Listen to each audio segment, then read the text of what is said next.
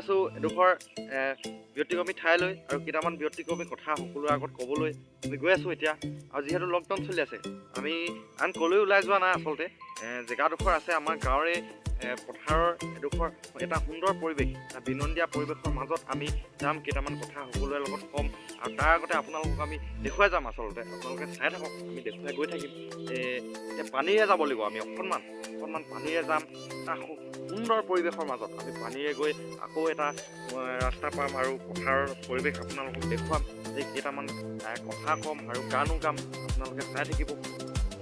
এয়া দেখুৱাইছোঁ আপোনালোকক, আমি পানীৰে যাম এতিয়া। এয়া পানীৰে গৈ আছোঁ আচলতে আমি।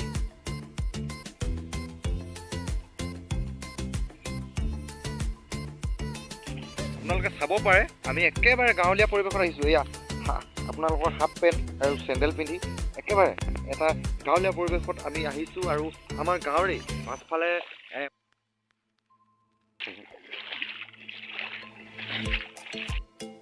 অৱশেষত আমি পাইছোঁহি গন্তব্যস্থান। হ'লেও এইফালে অকণমান আপোনালোকে দেখিবলৈ পাইছে ইয়াত বাঁহ আৰু এইফালে আপোনাৰ হাবি এনেকুৱা এটা পৰিৱেশ সুন্দৰ। তাৰপিছত আমি আপোনালোকক আকৌ দেখুৱাম, ইফালে দেখুৱাম সুন্দৰ পথাৰ আছে। এতিয়া চাওক পথাৰ, এতিয়া পথাৰবোৰ মানে যৌৱনা গাভৰু হৈ উঠিছে আৰু কেইদিনমানৰ পিছত গোটেইখিনি সেউজীয়া হৈ যাব। সেউজীয়া পৰিৱেশ কিমান ভাল লাগিব, এটা সুন্দৰ মুকলি মনোমোহা পৰিৱেশৰ মাজত আমি আহিছোঁ আৰু আপোনালোকক দেখুৱাই যাম। ইফালে ধুনীয়া হাবি, এইটো এটা ৰাস্তা ধুনীয়াকৈ আছে। আমি এইফালে আগলৈ যাম এতিয়া, ব'লক গৈ থাকোঁ। কাৰ এনেকুৱা পৰিৱেশবোৰ আচলতে ভাল লাগে আপোনালোকে কমেণ্ট কৰি জনাবচোন। এনেকুৱা ধৰণৰ পৰিৱেশ হ'লে মানে সাধাৰণতে আমাৰ মনলৈ কিছুমান গান ভাহি উঠে। পাৰা যদি শুৱা নামোদ নোৱাৰিলে নকৰো জোৰ, খালি ৰাখিছোঁ কলিজাৰে চুৰ। আৰু গুণগুণাই যাম, তাৰ আগতে আমি গৈ থাকিম, আগলৈ যাম। এইফালে গৈ থাকিম, এই ৰাস্তাটোত ব'লক। এইখিনিতে আমি আপোনালোকক এটা বস্তু দেখুৱাই যাওঁ। আমি ইয়াত এখন গাহৰি ফাৰ্ম দেখিবলৈ পাইছোঁ। এই গাহৰি ফাৰ্মৰ অলপ আপোনালোকক মই এতিয়া দেখুৱাই যাওঁ আৰু আগলৈ যেতিয়া যাম মানে তাত আপোনালোকক মই এই কথাবোৰ ক'ম বাৰু ধুনীয়াকৈ। মই আজি কি বিষয় লৈ আপোনালোকক আচলতে ক'বলৈ আহিছোঁ আৰু এই জেগাডোখৰলৈ আচলতে কিয় আহিছোঁ, গোটেই কথাখিনি কৈ যাম। তাৰ আগতে মই আপোনালোকক সৰু গাহৰি পোৱালি দেখুৱাই যাওঁ গাহৰি ফাৰ্ম। ব'লক আমি ফাৰ্মৰ ভিতৰলৈ যাওঁ। এয়া আপোনালোকে দেখিবলৈ পাইছে, এয়া যেন এক অৰ্থনৈতিক আচলতে বিপ্লৱ, অৰ্থনৈতিকভাৱে স্বাৱলম্বী হোৱাৰ এয়া এক পথ বাছি লৈছে আচলতে। এয়া আপোনালোকে দেখিবলৈ পাইছে সৰু গাহৰি পোৱালি। ওচৰলৈ যাবলৈ ভয় লাগিছে। এয়া সৰু গাহৰি পোৱালি এয়া মাকৰ সৈতে আছে। ইফালেও এজনী আছে তেনেকুৱাকৈ পোৱালি। আপোনালোকে কেমেৰাত প্ৰদৰ্শন কৰিব পাৰিছেনে আমি ধৰিব পৰা নাই, তথাপিও দেখুৱাইছোঁ আপোনালোকক। এয়া গাহৰি পোৱালি। ঠিক আছে ব'লক, এইবাৰ আমি আকৌ আগুৱাই গৈ থাকোঁ পথাৰৰ সুন্দৰ পৰিৱেশৰ মাজত। এইফালে এয়া এনেকুৱা এটা পৰিৱেশ। আমি এইফালে আগলৈ গৈ থাকিব লাগিব। যিটো পৰিৱেশত আছোঁ আমি, এনেকুৱা এটা পৰিৱেশ। এইফালে যিটো পৰিৱেশত আমি আছোঁ একেবাৰে ৰোমান্টিক ফিল হৈ গৈছে। আৰু মই আপোনালোকক চাৰিওফালে মোৰ পৰিৱেশ দেখুৱাই লৈছোঁ। মই যিডোখৰ ঠাইত উপস্থিত আছোঁ সেই জেগাডোখৰ মই চাৰিওফালৰ পৰিৱেশ দেখুৱাই লৈছোঁ। তাৰপিছত মোৰ কথাকেইটা আৰম্ভ কৰিম আমি। এইফালে চাওক, এনেকুৱা ধুনীয়া পৰিৱেশ, কেউ কিছু নাই, মাত্ৰ আমি আহিছোঁ, মোৰ লগত এজন আহিছে।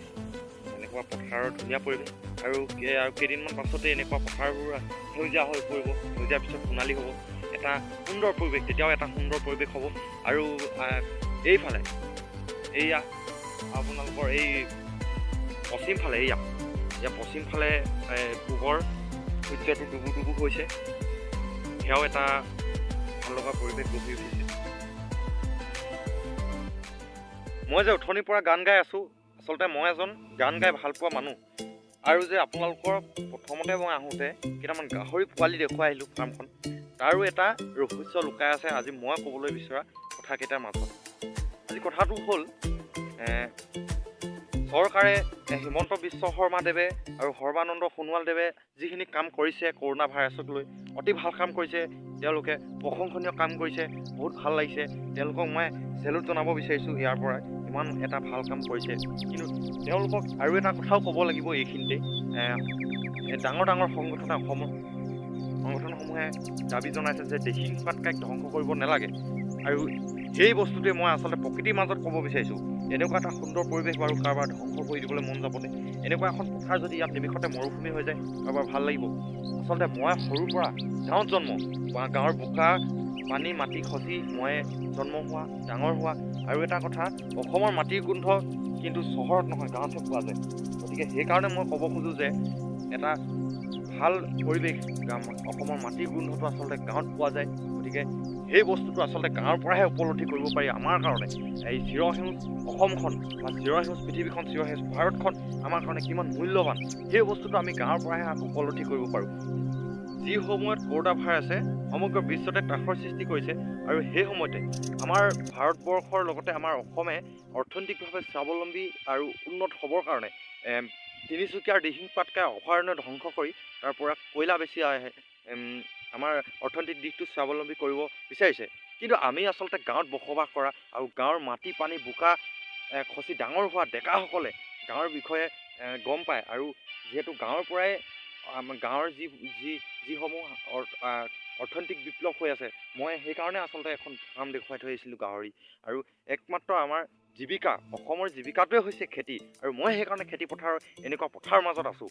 আৰু এনেকুৱা পথাৰবোৰৰ পৰাই অসমখনৰ অৰ্থনৈতিক অৱস্থাটো উন্নত হৈ আহিছে। আৰু মই ভাবোঁ এই ক্ষেত্ৰত বনাঞ্চল এখন ধ্বংস কৰি তাৰ পৰা কয়লা বেছি অৰ্থনৈতিক অৱস্থাটো উন্নত কৰাতকৈ যদি চৰকাৰখনে আমাৰ কৃষি ব্যৱস্থাটো যিমানখিনি উন্নত হৈ আছে তাতকৈ যদি আৰু অলপ ওপৰলৈ উন্নত কৰিব পাৰে, তেতিয়া হয়তো আমি অৰ্থনৈতিকভাৱে আৰু উন্নত হৈ যাম। আৰু যিহেতু ৰাইজে বনাঞ্চল এখন ধ্বংস কৰিব নিবিচাৰে, আৰু এখন বনাঞ্চল ধ্বংস কৰি দিয়াটো উচিত নহয়। আৰু মই আগতে যিহেতু কৈ গ'লোৱেই, এনেকুৱা এখন এটা সুন্দৰ পৰিৱেশ ইয়াত সেউজীয়া নহয় যদি বালিময় হৈ যায়, ইয়াত কেতিয়াও ভাল নালাগিব। গতিকে তেনেকুৱা ধৰণে সেইটোও ভাল নালাগে, যিহেতু আমাৰ কাৰণে তেওঁলোকে অক্সিজেন দি আছে, আমাক ইমানখিনি সহায় কৰি আছে মানুহৰ কাৰণে। আৰু তাৰপিছতো আমি যদি তেওঁলোকক ধ্বংস কৰিবলৈ যাওঁ, আমাৰ সেইটো মাৰাত্মক ভুল হ'ব। গতিকে মই চৰকাৰৰ ওচৰত সেইটো অনুৰোধে কৰিব বিচাৰিছোঁ, তেওঁলোকে ইমানখিনি ভাল কাম কৰিছে, এইখিনিও ভাল কাম কৰক আৰু ৰাইজৰ মাজত প্ৰশংসনীয় পাত্ৰ হৈ উঠক। মই তাকেই কামনা কৰি আপোনালোকৰ আগতে এইখিনি কথা ক'ব বিচাৰিছোঁ। আৰু চৰকাৰৰ ফালৰ পৰা আচলতে যিখিনি কৃষি কৰ্মৰ কাৰণে আঁচনি যুগুত কৰি উলিয়াইছে, শুনিবলৈ পোৱা মতে আমি কিবা 2000 টকা 2500 টকা তেনেকুৱা ধৰণৰ কিছুমান আঁচনি চৰকাৰৰ ফালৰ পৰা যি আঁচনি উলিয়াইছে, আৰু অসমৰ ৰাইজ 90% লোকে আচলতে নিৰক্ষৰ, সেই নিৰক্ষৰ লোকসকলে কিন্তু তেনেকুৱা ধৰণৰ আঁচনিৰ পৰা এতিয়াও বিৰত হৈ আছে। আৰু তেনেকুৱা ধৰণৰ বিৰত হৈ থকাৰ কাৰণে আজি কৃষিকৰ্ম আপোনালোকে চৰকাৰৰ ফালৰ পৰা অনুদান আগবঢ়াইছে যদিও তেওঁলোকে সেই অনুদান গ্ৰহণ কৰি কৃষিকৰ্মৰ ক্ষেত্ৰত নিজকে স্বাৱলম্বী কৰিব পৰা নাই। গতিকে চৰকাৰে এই ক্ষেত্ৰত অলপ চকু দিয়ক, এনেকুৱা ধৰণৰ কাম কাজবোৰ চকু দিয়ক, তেতিয়া হয়তো অসমৰ অৰ্থনৈতিক ব্যৱস্থাটো আগতকৈ উন্নত হ'ব। আৰু তেওঁলোকে এনেকুৱা ধৰণৰ বনাঞ্চল ধ্বংস কৰি কয়লা বিকি আমাৰ অসমৰ অৰ্থনৈতিক অৱস্থাটো উন্নত কৰিবলগীয়া এটা পৰিৱেশৰ সৃষ্টি নহয়। আৰু মই সেইকাৰণে এখন গাহৰি ফাৰ্ম দেখুৱাই আহিছিলোঁ। মানুহে বৰ্তমান সময়ত আদৰি ল'ব বিচাৰিছে ব্ৰইলাৰ আৰু চালানী মাছ, কচ মাছ, চন্দা মাছ, এনেকুৱা ধৰণৰ কিছুমান চালানী মাছ, অন্ধ্ৰপ্ৰদেশৰে হওক বা য'ৰে হওক, চালানী মাছ আৰু চালানী ব্ৰইলাৰ, সেই কেইবিধ বস্তুক আদৰি লোৱাতকৈ আমাৰ অসমৰ মানুহবোৰে এতিয়া আমি দেখিবলৈ পাইছোঁ লকডাউনৰ সময়তে কিছুমানে শেহতীয়াকৈ পোনা মাছৰ পোনা উলিয়াইছে, তেওঁলোকে দেখুৱাইছে নিজৰ ফিচাৰী মাছ পোনা, তেনেকুৱা ধৰণৰ বস্তুবোৰ আচলতে আমাৰ ইয়াত অসমত চাহিদা হ'ব লাগে, বস্তুবোৰ ইয়াত কিনা বেচা হ'ব লাগে।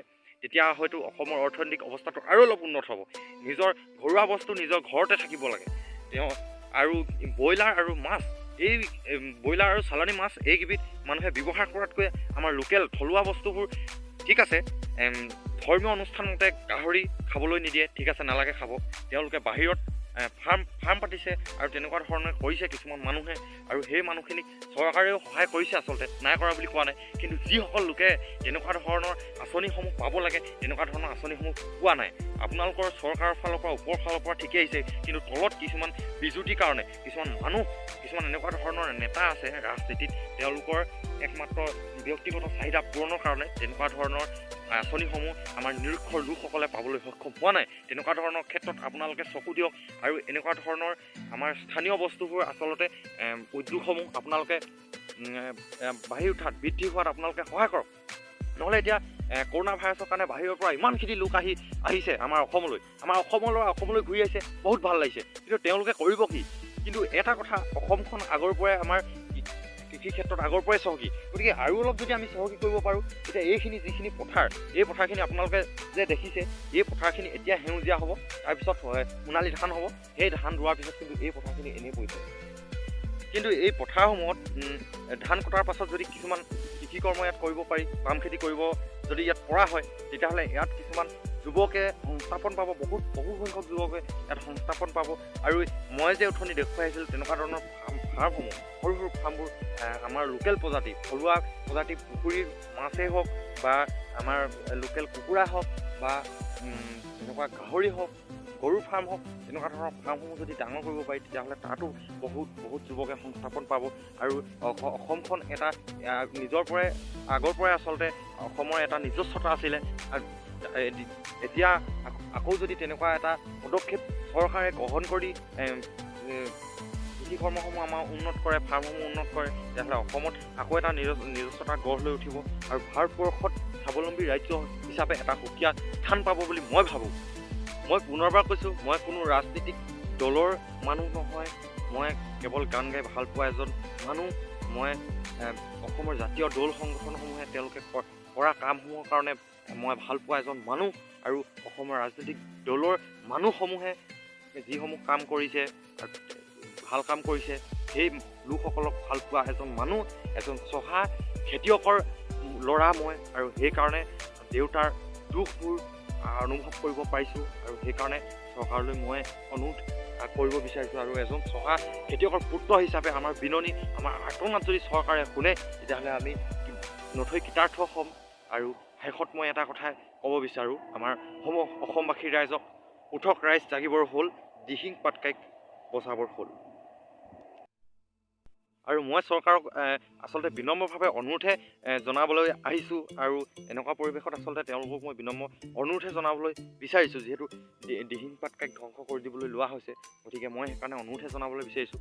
কা আন্দোলনৰ সময়ত আচলতে অসমখনৰ কাৰণে নিজৰ তেজ দি হ'লেও, নিজৰ শৰীৰ দি হ'লেও ৰখাবলৈ চেষ্টা কৰিলে, কিন্তু তাৰ বিনিময়ত আমাৰ কেইজনমান আমি ডেকা গাভৰুক হেৰুৱাবলগীয়া হ'ল আমাৰ মাজৰ পৰা, দুখিত। আৰু এতিয়াও বিপ্লৱৰ সূচনা হৈছে দিহিং পাটকাইৰ কাৰণে। মই সেইকাৰণে অনুৰোধ জনাইছোঁ, আকৌ তেনেকুৱা এটা ঘটনা নহওক, অসমৰ তেজাল ডেকাই তাৰ কাৰণে প্ৰাণ দিয়ক, অসমৰ মাটিৰ কাৰণে প্ৰাণ দিয়ক, তেনেকুৱা এটা পৰিৱেশৰ সৃষ্টি নহওক, সেইটো চৰকাৰে নকৰক। তাৰ কাৰণে এতিয়াই আমি সাৱধান হোৱা উচিত, সতৰ্ক হোৱা উচিত। আৰু সেইকাৰণে চৰকাৰকো আমি জনাওঁ বিনম্ৰ গুহাৰি, চৰকাৰে সেইটো কাম নকৰক। অসমৰ ৰাইজে যিটো নিবিচাৰে সেই কামটো চৰকাৰে নকৰক। তাতকৈ মই সেইকাৰণে উদাহৰণ দি দেখুৱালোঁ যে আমাৰ কৃষি কৰ্ম, আমাৰ থলুৱা প্ৰজাতিৰ ফাৰ্ম, সেইসমূহ আমাৰ ডাঙৰ কৰক। তাত অসমৰ ডেকাসকলে তাত অসমৰ ডেকাসকলে সংস্থাপনো পাব, আৰু আমাৰ অৰ্থনৈতিকভাৱে আমাৰ ৰাজ্যখন স্বাৱলম্বী হৈ উঠিব। আৰু দ্বিতীয়তে, মই সিদিনা ফেচবুকত পালোঁ, এজন অসমীয়া যুৱকে লিখিছে যে অসমৰ স্বাভিমান গামোচা লৈ নৰেন্দ্ৰ মোদীদেৱে যিদিনা চাকি জ্বলাইছিলে, কিন্তু তেনেকুৱা এখন গামোচা লৈ থকাৰ কাৰণে কা আন্দোলনৰ সময়ত গামোচা দেখা মাত্ৰকে প্ৰহাৰ কৰিছিলে, আৰক্ষীয়ে প্ৰহাৰ কৰিছিলে, অসমীয়া লোক দেখিলে প্ৰহাৰ কৰিছিলে। তেনেকুৱা এটা পৰিৱেশৰ সূচনা হৈছিলে। গতিকে আমি গামোচাখনক লৈ সেই সময়ত গৰ্ব কৰিব পৰা নাছিলোঁ। আৰু সেইকাৰণে আমি কওঁ, আমি অসমীয়া হিচাপে নিজকে চিনাকি দিব পৰা এটা পৰিৱেশ লাগে আমাক। আৰু সেই পৰিৱেশটো গঢ় লৈ উঠিব। আগৰ পৰাই আমাৰ অসমখন কৃষি কৰ্ম হিচাপেহে নিজৰ চিনাকি দি আহিছিলে, আৰু এতিয়াও আমি সেই চিনাকিটোৱে দিব বিচাৰোঁ। আৰু সেই পৰিৱেশটো আমাক চৰকাৰে দিব লাগে, আৰু নিৰক্ষৰ লোকসকলে সুন্দৰভাৱে সেই অনুদানসমূহ পাব লাগে। সদৌ শেষত পশ্চিমফালে মাৰ যাব বিচৰা ৰঙা ভেলীটোলৈ চাই আপোনালোককো দেখুৱাই কালিলৈ নতুন দিগন্তৰ সূচনাৰ লগে লগে আমাৰ অসমবাসীলৈ, আমাৰ সেউজ অসমখনিলৈ যাতে সুখৰ ৰেঙনি আহক, সুখৰ বতৰা কঢ়িয়াই আনক আৰু তাৰে কামনা কৰিছোঁ যিহেতু মই গান গাই ভাল পোৱা মানুহ আৰু গতিকে সদৌ শেষত এটি আমাৰ জুবিন দাৰ সুমধুৰ গীতৰ কলিৰে মই আজি মোৰ ক'বলগীয়াখিনি আৰু ইয়াত আহি আপোনালোকক দেখুৱাবলগীয়া আমাৰ ভিডিঅ'টো মই ইয়াতে সামৰণি মাৰিব বিচাৰিছোঁ। ঘুটি উঠে বাট কুহানা সঁচাকৈ মৰম আছে কিমান তোমাৰ বাৰু মোলৈ অবুজন হৈ মনে মোৰ কয় মই থাকিব বিচাৰোঁ সদায় তোমাৰ মৰম লৈ ঘুটি উঠে বাট কুহানা সঁচাকৈ মৰম আছে কিমান তোমাৰ বাৰু মোলৈ। ধন্যবাদ। অজান্তে হৈ যোৱা ভুল ক্ৰুটি মাৰ্জনা বিচাৰি সামৰি মাৰিলোঁ। ধন্যবাদ।